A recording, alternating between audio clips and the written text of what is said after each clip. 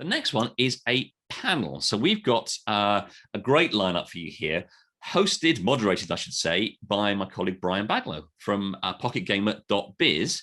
And he'll be joined by representatives from AppLovin, Umami Games, Sunday, and Admix. Brian, how are you doing? Can you hear me okay? If I can indeed. How are you? I'm all right, thank you. Yeah, good, good. And you're, I suspect, zooming to us today from Scotland. I am. And my background has just changed. So give me one moment to, so many events. No, that's good. In fact, you just had on there the background, I think, from our previous Beyond Games event. And I should say, if folks remember attending that and seeing folk there, we're actually doing a Beyond Games track tomorrow. So that might be worth tuning in for. But today we're here with this. So Brian, what I'll do is I'll hand over to you to discuss the panel, which is best practices in design, development, and distribution of hyper-casual games. I'll fade into the background. Folks, if you have questions for Brian's panel, which I'll let him introduce, drop them into the Q&A box middle of your Zoom screen there, and then Brian, you can grab those and give them to your audience as you go, or and I'll pop up again sort of kind of 11ish or whatever and help you sort of wrap things up then. So over to you. Perfect. Thank you very much indeed, Dave. And as Dave fades into the background, I'd like to welcome this absolutely wonderful looking panel. Folks, thank you so much for joining us. It's a real pleasure to have you here. Hyper-casual is one of these topics that just seems to keep growing and growing. But despite that, there seems to be an awful lot of misunderstanding from developers and publishers outside the sector. So I think we've got a really good opportunity to do something a little bit special this morning. So, before we go any further, I would like you all to introduce yourselves. Tell everyone in the audience out there, which is in the teeming thousands, I'm sure, exactly who you are and what you do.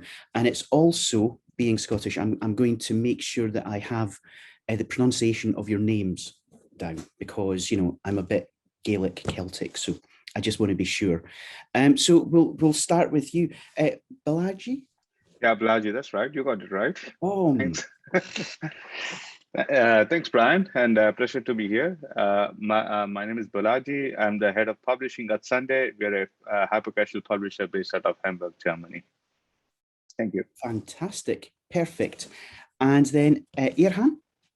Yeah, hi. Thanks, Brian. My name is Erhan. I am on the BD team at Lion Studios by AppLovin. Wonderful. Thank you very much. Natalia? Hi, guys. I'm Natalia. I work as partnerships manager at Admix. We monetize in-game environments non-intrusively through in-play ads. And okay. Yeah. Just to let you know, we're getting a little bit of feedback from your mic there, Natalia. It seems to have stopped. So fingers crossed. Whatever you were touching, don't touch. Okay. Thank you. And then last but not least, Riley. Lovely to see you again. Yes, thank you. And likewise, Brian. Hello, everyone. I'm Riley. I'm the CEO of Umami Games, and we make hyper-casual mobile games. Perfect. Perfect. So a real lineup of talent from people in various roles across a lot of the different organizations involved in hyper-casual. So this morning, we're going to be looking at design, development, and distribution. And I think to keep things simple and really sort of drill down in the short time we have, we'll keep that kind of split. So let's start off with design itself. And I would like to ask you all, in your opinion, what is it that you mean by hyper-casual? Because it's such a hot topic. It's something that's growing so quickly despite the ongoing predictions of its demise. So what is hyper-casual to you? And we'll go back to Balaji first, if we can. Sure. I mean, different people, define it in different way. The way we say it, it's largely free to play mobile games with very short sessions and very simple mechanics, and ideally one mechanic, right?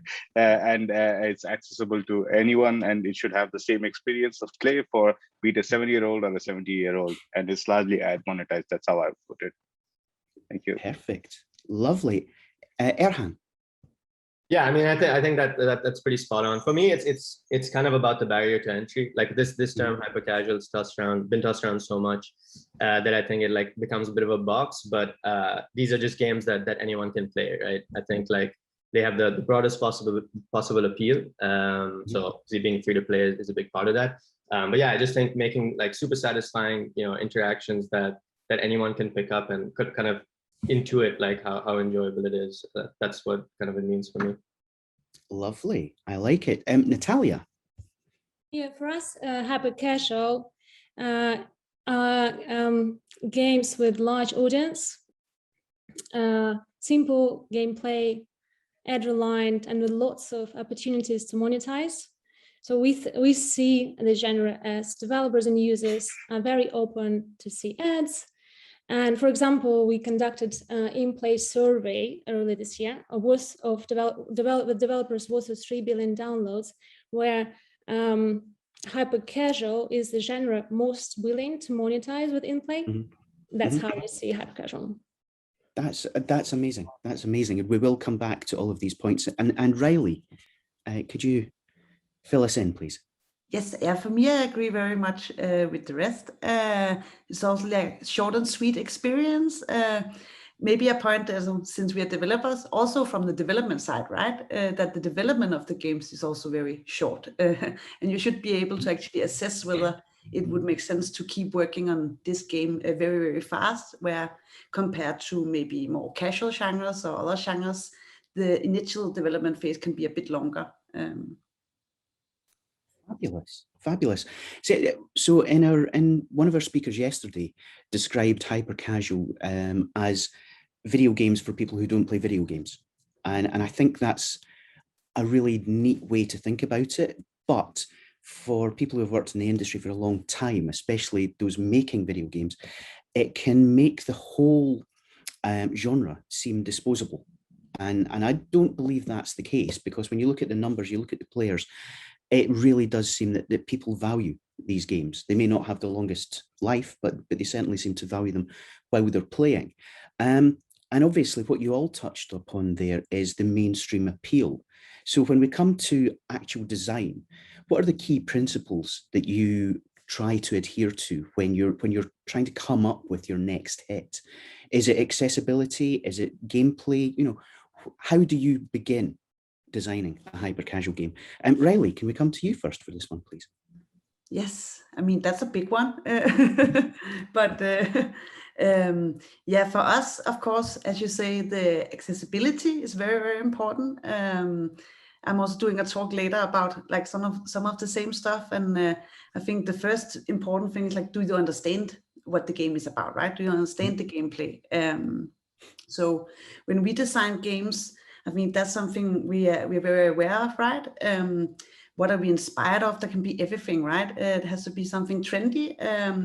We kind of see it sometimes as you figure out how much innovation do you want in a design, right? In hyper-casual, maybe you want to have many of the areas similar to something that's already trendy, but you maybe also want to have something that's unique, especially to this game, right?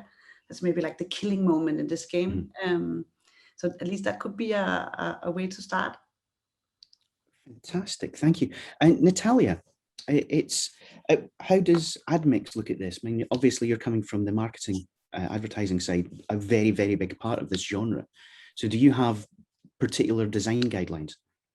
Well, we have early observations on the design of where some developers that monetize with in-play solutions are, when they release new games, they have in-play in mind while designing, releasing new games. So basically they create perfect surfaces for in-play ads. And we anticipate this may become a trend in a year or so, and especially among hyper-casual games, because in-play is an additional revenue and it's player-friendly. Yeah, and I think that fine line between participation and monetization is very clearly a key here. Erhan, can we come to you next?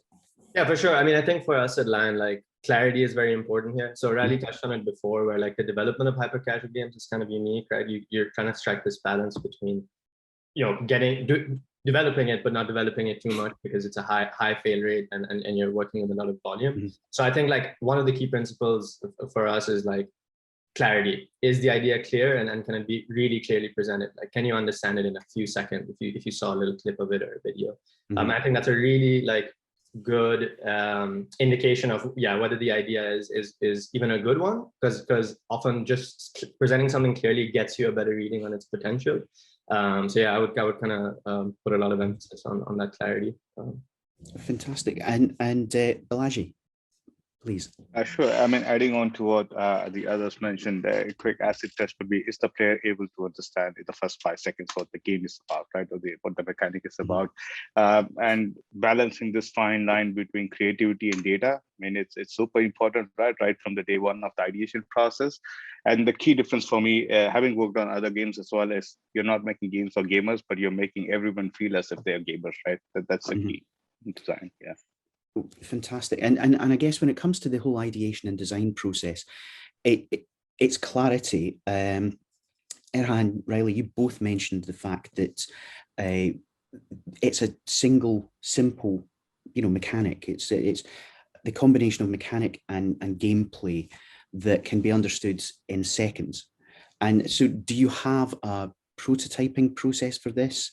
Is it one of these situations where you kind of get a writer's room, everyone throws in ideas and you keep things simple, or is it very much down to sort of individual ideas and concepts coming in?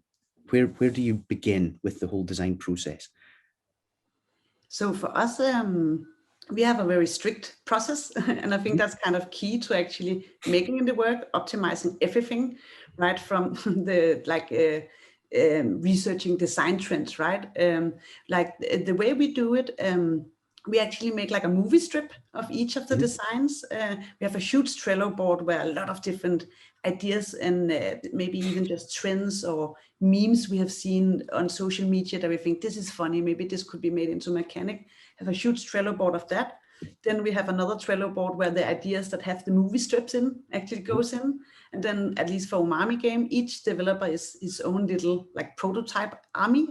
He goes and takes a design document and he creates it into a prototype within a couple of days, within a week, 2 weeks, depending on what we want out of the project, right? So we're very strict with the process and also with keeping track of the data, right? When it then comes in, is like assessing, is this an idea we should move on with or move or throw away?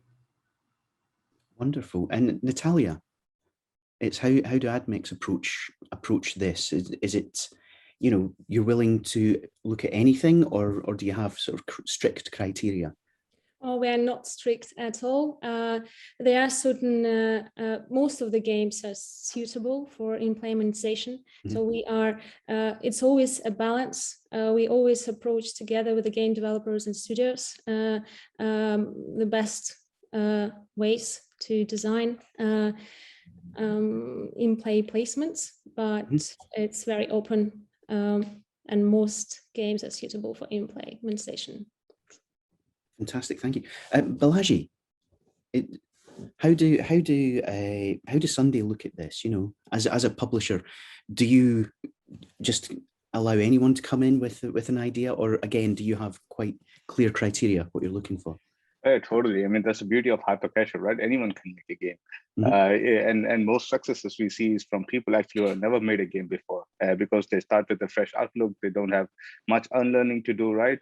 From other genres and purely looking at data to makes the decision easier. And as Riley mentioned, super short processes as well. You can decide in a matter of days, right? And not like months. But apart from publishing, we also have our own internet development team that is constantly learning and stuff. So for us, it's about it doesn't matter like who you are. If you're a programmer or artist or a designer, it's completely democratized, and anybody can come with an idea. Every week we have like a pizza and game session and stuff. Then we also have retros as to what we think we went wrong or what we could improve. And it's also constantly evolving, right? I mean, things that we thought wouldn't work 6 months ago. Riley's ABC runner is a classic example. Would just work. So I think it's important to really learn and adapt, and also share with everyone. That's what we do. Wonderful. And Erhan? Yeah, I mean, I don't know about you guys, but I've never had a good idea when I sat down to try and have a good idea, right? So I think like there's a balance. Obviously, like we obviously also have structures similar, where we'll put things down in a certain format. But I think a lot of the emphasis should be on really validating ideas. I don't think in any sphere you want to like restrict how people ideate and based on what, because some of the previous answers were saying were like, it could be a social media trend. It could be some super satisfying, like, I don't know, 3D rendering of some like ASMR kind of thing, right? It can come from anywhere. So yeah, we want to not restrict that, but want to use all our experience, our data to validate those ideas, and then try and see, at the end of the day, there's no sure shots, right? Like I feel like we always have hope for every game we test, but we know that there's a high chance that it just won't work. So yeah, just kind of validating our ideas and encouraging a low barrier to entry, just as and then I think the other piece is collaboration, right? Obviously working with super talented teams from all over the world. Like the reason we want to do that is because they're bringing awesome instincts and creative ideas to the table. So there's a synergy there. Yeah. That's fantastic and incredibly valuable. Thank you all. I want to kind of pick up on one last concept before we look at development, which is that whole idea of validation. How ruthless do you have to be? When you're dealing with such a competitive market with such a high failure rate, is it the whole sort of kill your darlings thing? For every 100 concepts or design ideas, do you pick one? What is your criteria? How do you validate? Is it based upon a prototype? Can you say at concept level, no? How do you guys approach this? And I'm opening this up to everybody. How do you approach the whole yes, no decision? I mean, for us, we are very strict with the process. You have to be, the first thing we look at is the marketing metrics, like the CPI, the IPM, and from there already we assess whether we will move on with the game or not. We do also test the in-game metrics. So of course, if you have like an amazing outlier that's way better than all the other 100 test results you've seen, you might be looking, but in general, I would say the marketing metrics is the first thing, and you have to be pretty strict because, at least for us, the way I see Hypercasual, there's not that many potential revenue streams in it. So there will be like a max cap of the LTV, right?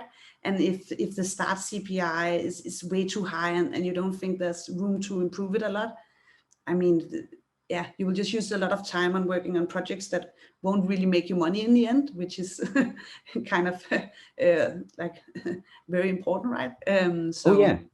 I mean, if you are a business, cool designs, but actually making the balance. I think you guys also said between like making a great game experience, but also making money enough for everything to run around. That makes sense. Did anyone else want to jump in on that one? Yeah, I can go here. For us also, I mean, marketability metrics are important from day one, right? At each stage, you check it out. For sure, they're always like developers. We really believe in this idea. Can we have one more go? Sure, we allow them to do it, right? And if we have feedback, for example, let's say they have a high CPI cost, but like a very low or a low CPI cost and a high and a very low retention cost, then we do see like, okay, if there's one or two areas to improve, it's totally possible, or most times it's possible. But if you have to improve like 4 or 5 metrics, maybe it's not. And then it's sometimes good to also revisit idea after some time, right? Sometimes it's also the seasonality. There's probably like similar game concept, like hundreds of games concepts in the store already. People have this fatigue, so it's good to also revisit it after 6 months with a little bit of a different twist. So the decisions are purely based on the numbers, I would say. That makes sense. That makes a huge amount of sense. Anyone else? I was just going to quickly add. Yeah, please. No, don't. You're the experts here, Yeah, exactly. Like the numbers at the end of the day will tell you, right? I mean, But I think the main thing you can do at times is just avoid making the same mistakes again and again, right? So one benefit of working in volume is just that you get to see a lot of mistakes, and this is super helpful. But yeah, at the end of the day, the numbers are going to tell you what you need to know. I guess that brings me on to one last question when it comes to design, which is and it's something you've all touched on. I think it's ultra important, which is the monetization, because clearly you're not just doing this for love. This is a hugely sort of profitable area of gaming. So does the monetization have to be built in? Are there games being built around monetization, rather than, it's a great concept, we'll figure out how it makes money at the end? You've mentioned that Hypercasual has a limited number of business models, and again, this is open to the whole panel. Yeah, I mean, sorry, very quickly. I mean, I just think like we can never forget we're trying to make great games. So that for me, that's always first, right? Like you're never going to get someone to stick in a game if it's not fun to play. So yeah, for me, it all starts from there. And also, the one thing I would like to add here is it's evolving, right? I mean, we already see a lot of publishers as well as developers moving towards the so-called hybrid games, but there's also something in between, without going into heavy meta and stuff, where you want the user to watch rewarded videos because that has a positive impact in minutes and not like days or weeks, right? And then we now see more and more games being designed, using these principles, and they do have longer retention curves and bigger LTVs. So I think that's something I would like to highlight. Yeah.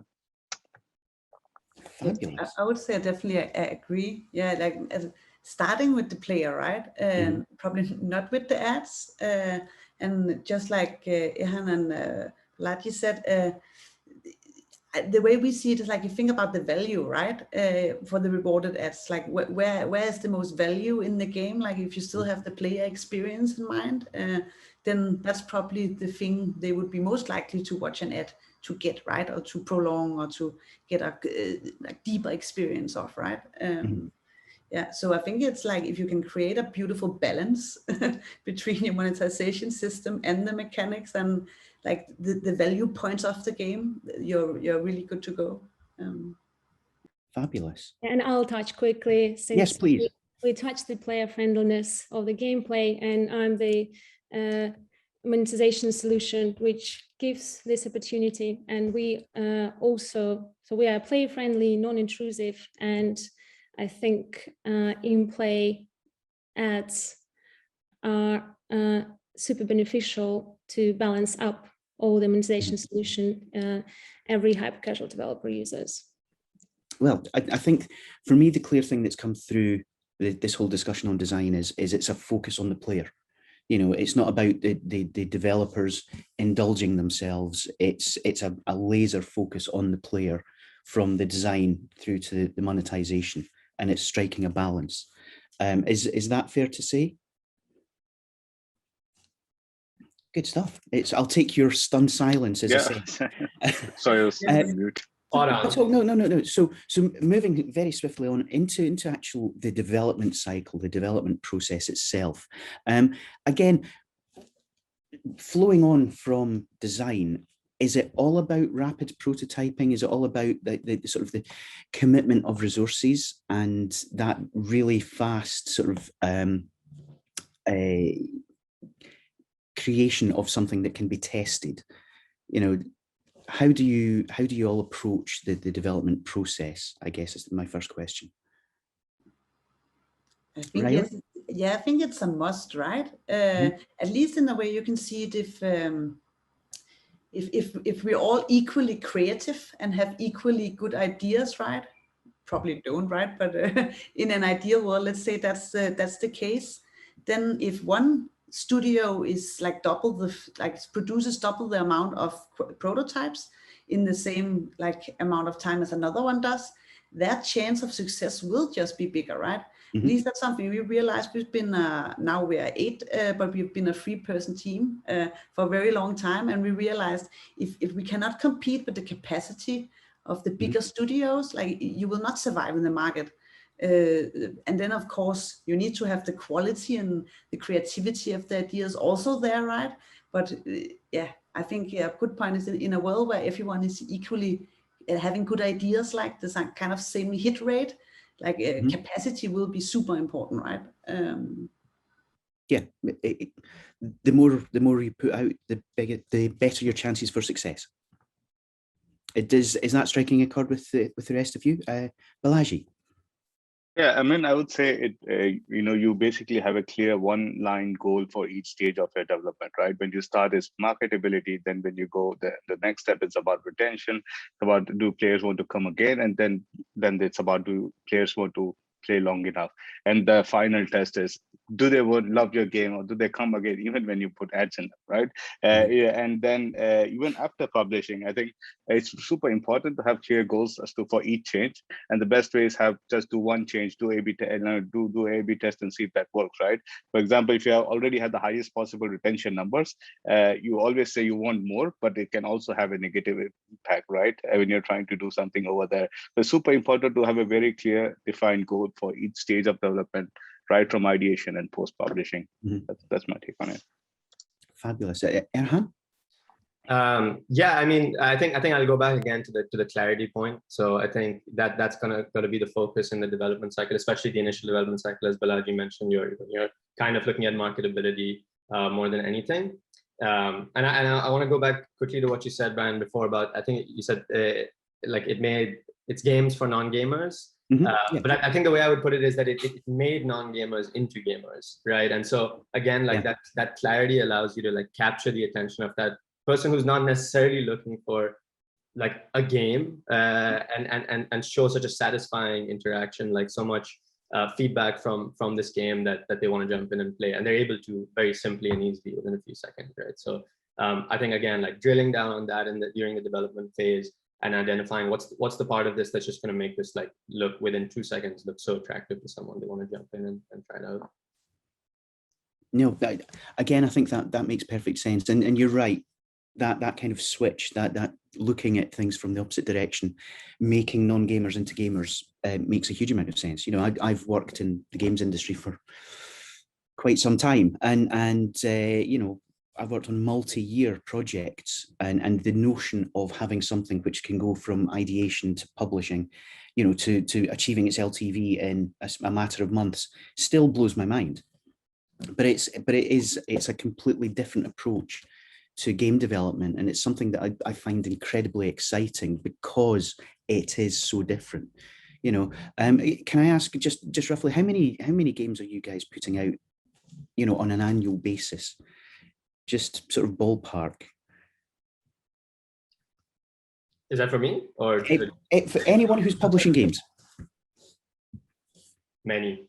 Many. Yeah, for us also there's no cap, and there's no minimum number, there's no maximum numbers. For us, as long as any game is profitable, we can scale it, you know, and there is good revenue share for both publisher and developer, we do it, right? Yeah, so I guess the market's so big, you're not at risk of cannibalizing your audience. I mean, the audience, the market speaks for itself, right? I don't think it would be business otherwise. So yeah, for sure.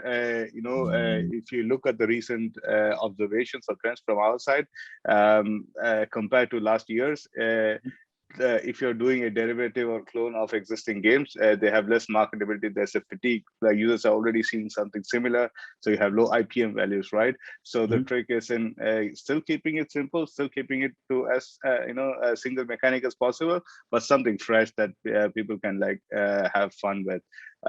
So I don't think it's cannibalizing anyone. I mean, at the end of the day, you do know that you're not making this game for people to play for years, but rather than months, right? Yeah, no, a very, very good point. Very good point. And so to kind of pick up on that slightly, we see very few established studios, you know, really succeeding when it comes to hyper casual. There's not a lot of kind of big names from the console world or even the mobile sector, you know, pioneering in this area. Is there a reason for that? Is it because of their focus on, you know, larger projects? Is it because they're not yet agile enough sort of work in hyper-casual? What are your thoughts? Again, I can go first here. My thoughts on this hyper-casual is truly democratizing everyone, right? From a developer to a publisher. It really is one of those markets, since it's like pure data-driven, it's like 0 and 1, right? It's pretty binary. It makes a level playing field for anyone. Doesn't matter where the publisher is from, which country, and you know, or which demographic or whatever. So you can easily see someone toppling, like, you know, King, and then the next month and the next 10 days, someone I'm coming over, right? So I think, yeah, it's a pretty level playing field. So probably that's why we don't see like one name grossing for the longest time. No, that's a fantastically good point. Anyone else? It kind of leads on to a broader point, which is, where do you see developers, you know, stumbling when it comes to hyper-casual? What's the biggest issue they face if, you know, you're working with somebody and they're just not quite getting it? Is it devotion to a single idea? Is it flaws in the design process? Is it, you know, where are they finding problems? Again, this is open to you all. I think there can be many pitfalls, right? Now we don't really work with external developers, but for ourselves, I mean, the whole of why don't we see more studio scale? I think there can be, and maybe do well, do maybe self-publishing, if that's what I get. There can be so different reasons, right?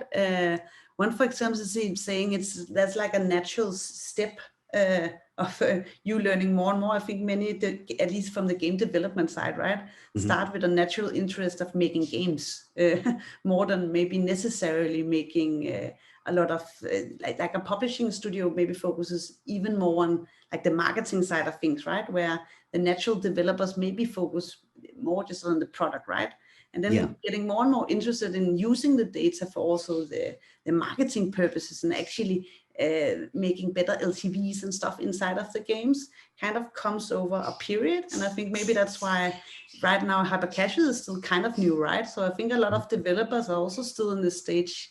But from my experience, I can see a natural step of developers. A lot of the other developing studios I know also kind of like once you make a hit that you really scale big, maybe together with a publisher, then after that, maybe you get even more interest of, like that makes a lot of sense, all of those features and the process of it, and you get more and more interested in it.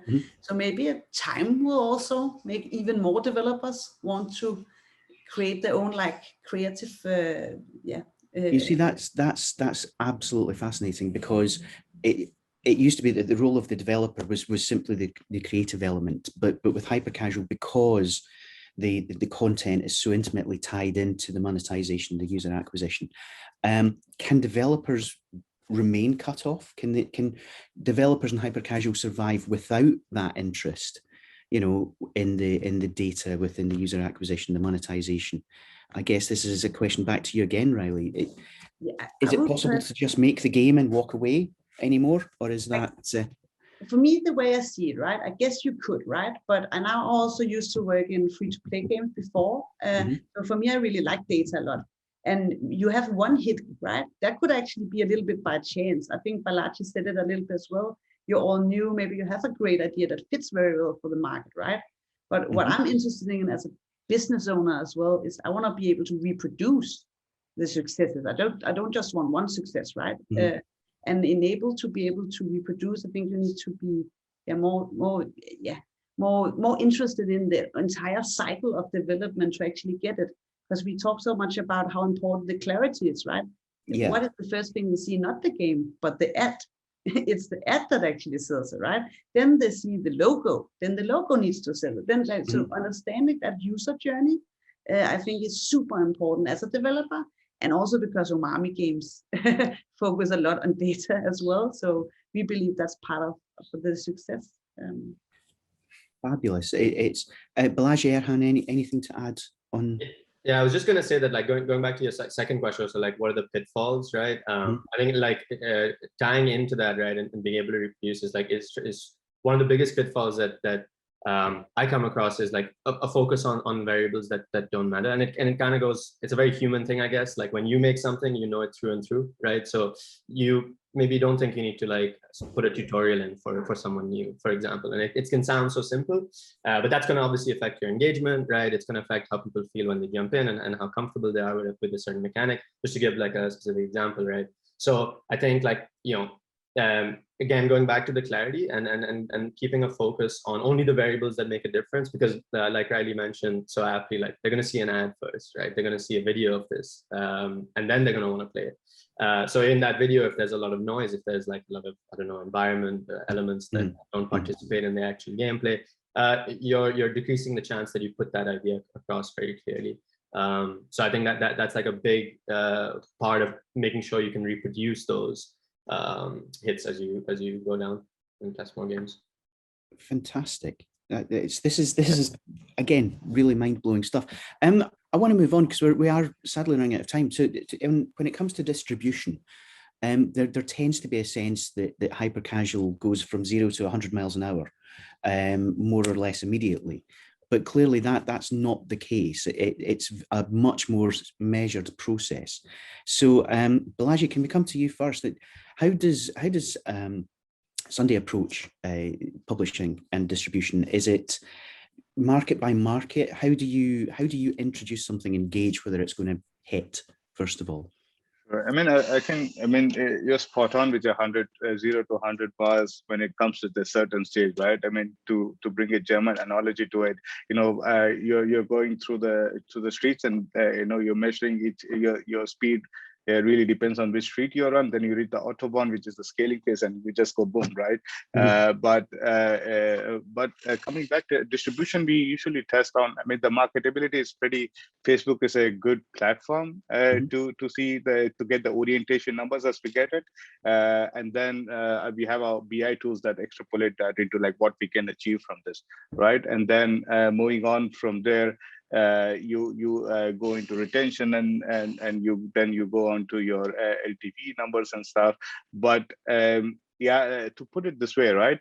You would never reach a publishing stage if you cannot pass this gates. So that's why it feels like 0 to 100, because sometimes you're killing like, you know, 10s and 20s of prototypes at a time, and suddenly when you find that one hit, it just scales so fast, and then you feel, wow, okay, you know, that this is so fast. So yeah, it is measured, but when it comes to the stage of soft launch or publishing, it rarely can fail, because there are only 1 or 2 factors that can make you fail, which is your UA cost suddenly increased due to whatever external market factors, or your eCPM also dropped suddenly because of, again, external factors, right?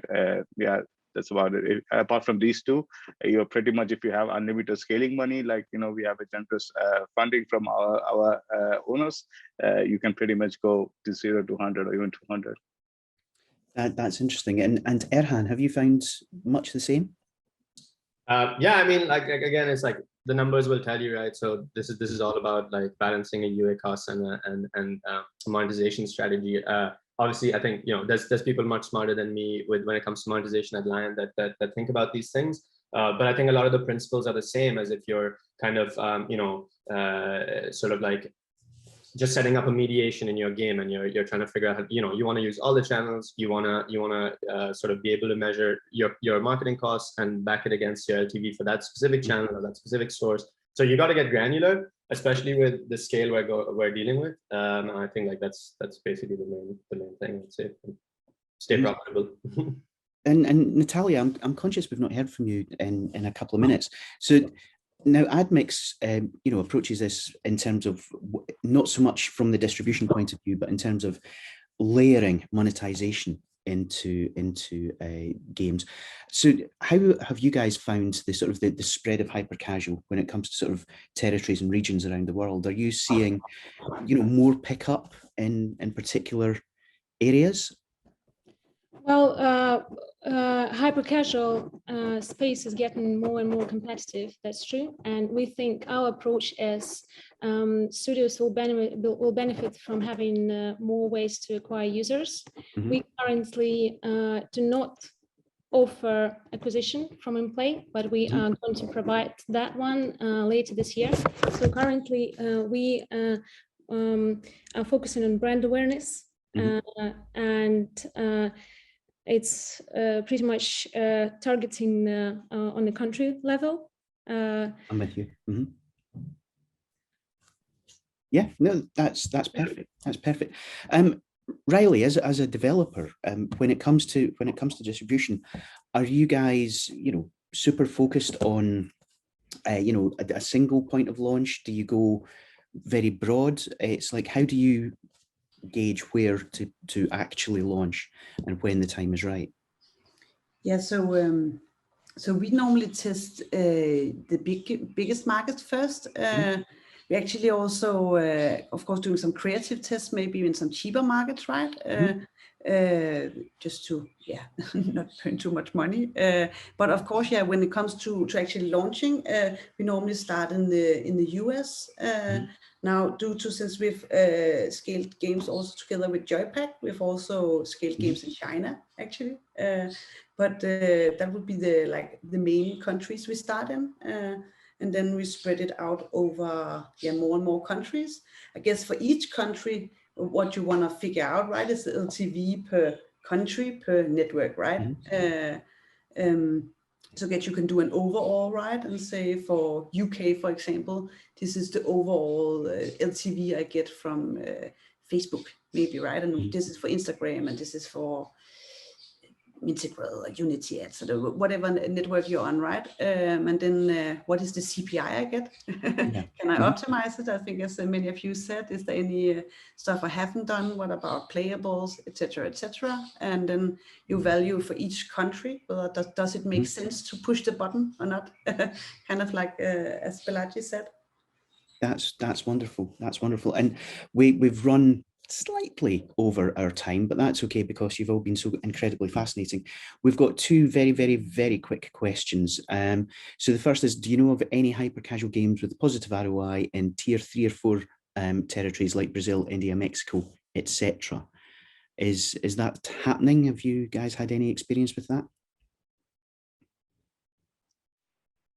It can, but I'm not sure if it's going to be your primary market. Then depends on your operational costs as well, right? It's a low ECPM markets, and then if the margin that you gain from there is enough for your operating costs, then yeah, good for you. I mean, it can happen. Why not?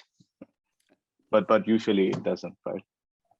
Wonderful, wonderful. And the secret media gnomes behind the curtain have told us we've got a few minutes more for questions, which is fantastic, because I think we've only scratched the surface. But one of the questions coming in from the audience is, what organic to paid ratio do you find in hyper-casual? Which is a great question. I guess, Balaji, can we come to you first for this one?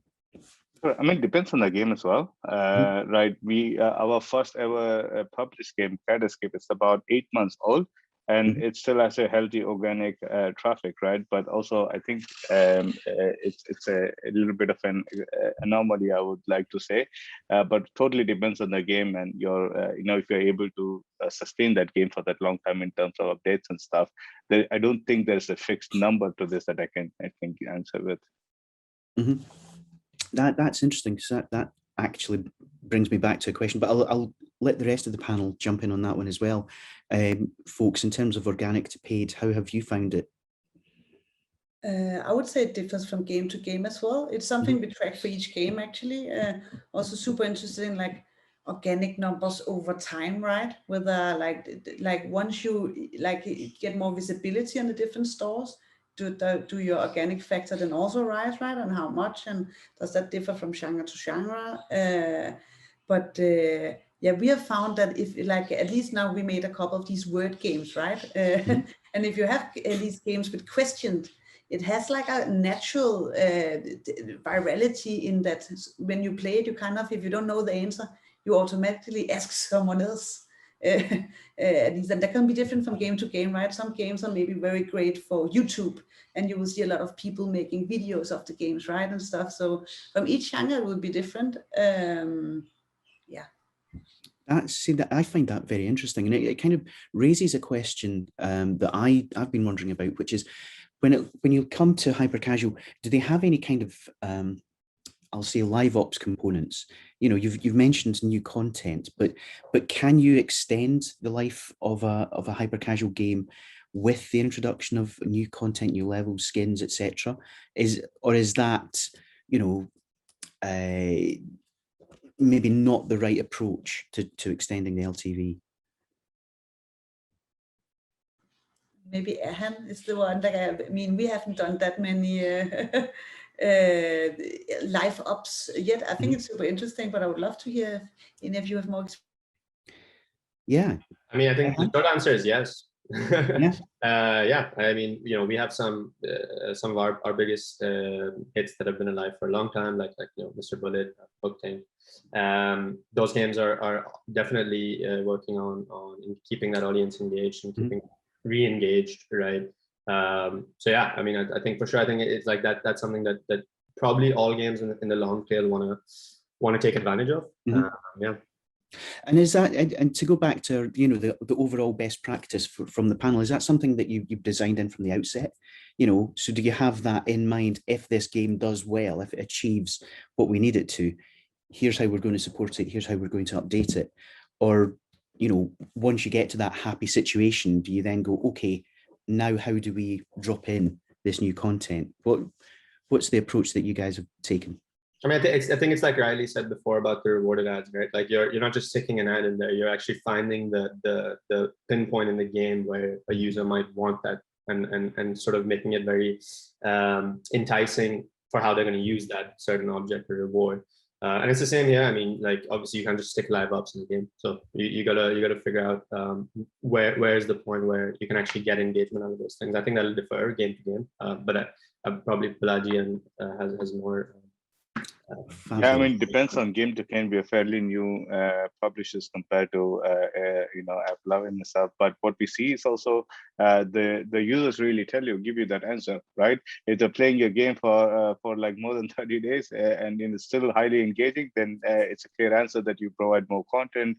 And some games are designed for for live ops from onset, but for some it's totally possible to even take that decision after going live, right? And for some it's totally not possible. I mean, so it really depends on the game and the usage patterns. Yeah, and I think this has become really clear that there's no one size fits all approach to this. There's not a playbook that you have. Also depends on the developer as well, right? Maybe they want to move on to the next game. I mean.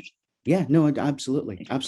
We have enough time for just another very quick question, which is anyone exploring new non-intrusive banner, video, ad formats, audio, etc.? Natalia, this is very much in your ballpark. All right, then. Well, we are currently focusing on banner ads. We also support video ads. Audio ads we currently are not supporting. However, everything which is asked, we are going to put on the roadmap, and we'll just stay in touch with us and see once we will be able to support that. But banner ads are the main focus at the moment. Again, non-intrusive and keeping the retention.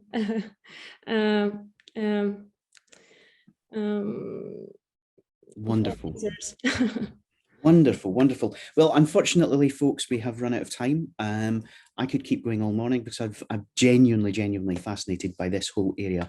I think there's been an awful lot of valuable information out there. If you asked a question that we haven't managed to get to, then my apologies, but hopefully if the lovely panelists can maybe dive into our Discord channel and answer any questions there. Riley, I believe you're hanging about for a bit because it's our next speaker. But David has appeared from behind the curtains, so I'm going to thank you all very much indeed. It has been a truly fascinating session this morning, and I look forward to speaking to you again in the future. Dave, back to you. That was wonderful. Thank you very much. Thank you, Brian, for hosting, and thank you to the panel. A round of applause from those in the audience. Yeah, you'll hopefully at some point soon, I think next year we'll be able to do this in person, but for now you'll have to imagine the applause coming from the people watching. Thank you very much. Absolutely amazing. Erhan, Riley, Balaji and Natalie. Thank you. And Talia, excuse me. That's amazing. Thank you very much. Thanks, that was really, Thanks, really informative. Pleasure. Thank you. Cheers. And Riley, yes, you're sticking around to be our next panelist. So yeah, thanks again for that panel. And Brian, thanks for moderating.